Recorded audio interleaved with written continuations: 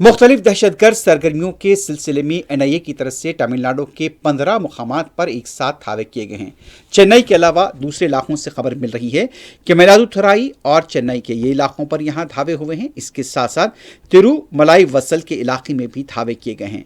तकरीबन ये बताया जाता है कि 15 मुकामात पर धावे हुए हैं और इस तरह से एक नौजवान को गिरफ्तार किए जाने की इत्तला मिल रही है।